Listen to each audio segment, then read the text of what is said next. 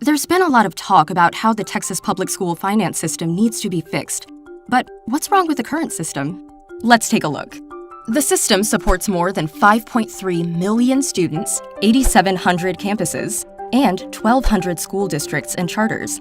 It's complex, but understanding the basics and why it isn't working is relatively simple. Think of funding schools in Texas as filling up a glass. The size of the glass represents the amount of money the system uses to educate all of our students. Texas gives the state legislature the responsibility to decide how big the glass is and how it gets filled. Funding education is a shared commitment between local property taxpayers and the state. When the modern Texas school funding system was created in 1993, state and local contributions were roughly even. This shared responsibility felt right and fair. As property values in Texas began rising after the 2008 financial crisis, however, the state share started to decline. In 2019, the state share is projected to be only 38%, and it will continue to decline to historic lows without significant change. This decline has saved the state billions of dollars over time, savings that could have been invested back into our public schools. So how does this affect Texas taxpayers?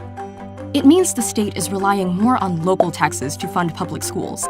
It also means when your property increases in value and your taxes rise, your public schools don't see additional benefit.